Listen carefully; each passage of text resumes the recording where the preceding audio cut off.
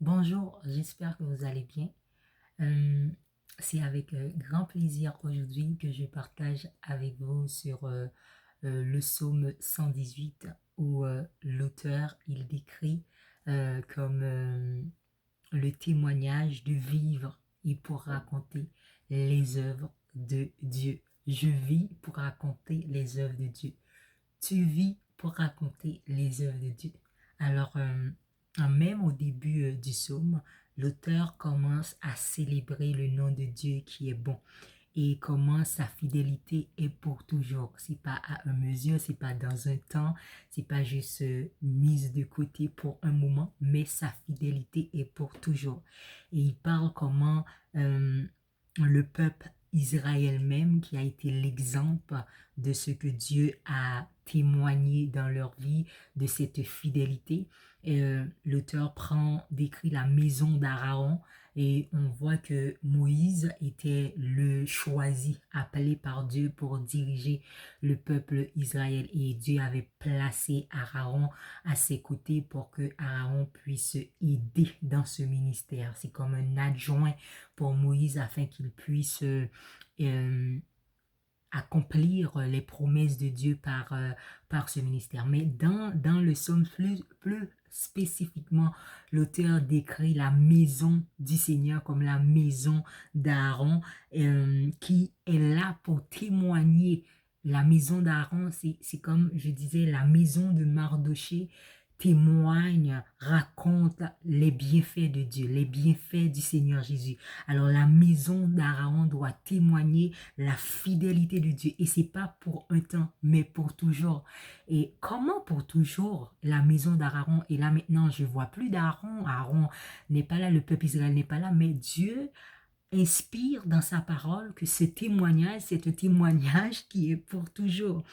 Et il parle de craindre, la crainte de l'Éternel. La crainte du Seigneur Jésus permet que cette fidélité reste et demeure pour toujours.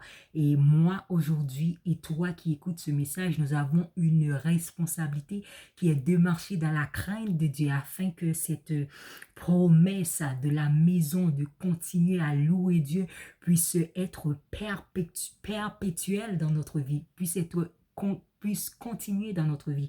Et après, l'auteur prend le temps pour parler de la détresse. C'est un moment précis dans le psaume où l'auteur parle de toutes les circonstances qui peuvent être comme frayeur, angoisse, trouble, qui peut être saccageant, qui peut être comme les peurs, qui peut être complètement, on va dire, confusion.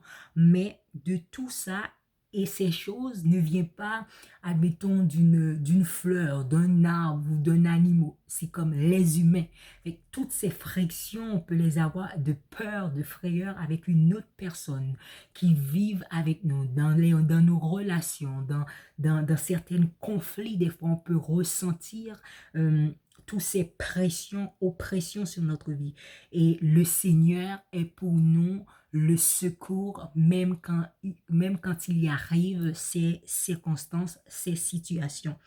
Et on parle de les ennemis. Les ennemis, pour moi, peuvent être une dépendance parce que ce qui vient nuire à ma santé, ce qui vient nuire à l'appel de Dieu sur ta vie, ce qui vient nuire à la relation de couple, à tes amitiés, tout ce qui vient perturber euh, perturber ta vie pour te mettre dans un éloignement, pour ne pas être cette personne qui a ce témoignage pour louer et raconter les bienfaits du Seigneur. Parce qu'on n'oublie pas, c'est je vis pour raconter les bienfaits de Dieu. Tu vis pour raconter les bienfaits de Dieu. Ta maison vit pour raconter les bienfaits de Dieu. Les enfants dans ta maison vivent pour raconter les bienfaits de Dieu. Ton mari vit pour raconter les bienfaits de Dieu. Ton épouse vit pour raconter les bienfaits de Dieu. Alors, toute cette dimension de raconter les bienfaits de Dieu existe disent dans la maison, et cette maison est appelée la maison du Seigneur.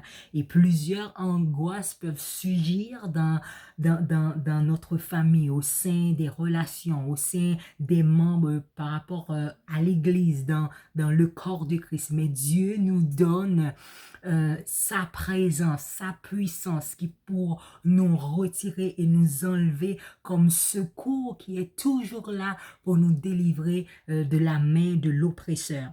Alors, l'auteur dit, il faut toujours avoir l'assurance, se confier en Jésus, se confier en lui, peu importe les circonstances. Il n'y a pas d'autre chose qui doivent nous lier autre que la présence de Dieu, autre que le Saint-Esprit de Dieu, qui doivent lier ses enfants. Alors, le verset qui vient encore parler de ce Christ, il a accompli, et où l'auteur parle, dit, je ne mourrai pas, je vivrai et je raconterai les œuvres de l'Éternel. Qu'est-ce qui me permet de vivre? Qu'est-ce qui me permet de raconter les œuvres de l'Éternel? C'est l'œuvre du salut, de ce que Jésus-Christ, il a fait pour moi. Comment il s'est donné pour que moi, je puisse avoir l'espoir, cette fidélité, cet amour dans ma vie, pour que je puisse dire, pour toujours, je célébrerai ton nom. Pour toujours, ma maison sera ta maison.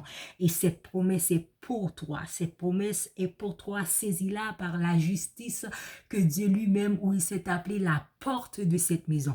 Nul ne peut rentrer dans la maison s'il ne passe pas par ce chemin, par cette porte qui est Jésus-Christ, qui offre la vie éternelle. Alors, c'est cette porte-là. Des fois, on dit dans ton cœur, tu peux entendre frapper la main de Dieu, tu peux entendre la voix de Dieu par sa présence, le Saint-Esprit de Dieu qui vient frapper, qui me dit, ouvre la porte. Non, d'ici, c'est pas votre cœur. Ouvre-moi la porte. Je veux rentrer pour demeurer. Que ton cœur soit accessible pour que le Saint-Esprit de Dieu, Jésus, puisse trouver la place et demeurer dans ton cœur, pour que tu puisses toi aussi faire jaillir ce témoignage de louange, ce témoignage de célébration, ce témoignage d'adoration pour dire, ma maison pour toujours est la maison du Seigneur. Je baptise ma maison par le feu du Saint-Esprit, par le Saint-Esprit de Dieu, et cette maison est pour Christ et c'est pour toujours. Alléluia. Alors, vois comment Dieu, il vient nous apporter la joie, l'allégresse dans cette maison. Comment Dieu nous permet de célébrer qui il est dans cette maison. Il n'y a pas d'autre nom puissant que nous puissions célébrer autre que le nom de Jésus dans notre maison. Alors, sa parole, la parole de Dieu éclaire, change, transforme, corrige nos mauvais comportements pour nous amener à sa fidélité qui est là pour toujours afin que nous puissions célébrer. Quand nous ouvrons la bouche pour célébrer son Seigneur, non, il y a l'atmosphère qui change. Il y a l'atmosphère qui change. Il y a autre chose qui est lancée pour la bénédiction. Le miraculeux est présent dans la vie de ses enfants. Alors, à la fin de ce psaume, l'auteur, il dit, tu es mon Dieu et je te célébrerai. Mon Dieu, je t'exalterai. Célébrez le Seigneur car il est bon, car sa fidélité est pour toujours. Alors, la fidélité de Dieu est pour toujours dans ma vie. La fidélité de Dieu est pour toujours dans ta vie. C'est une promesse.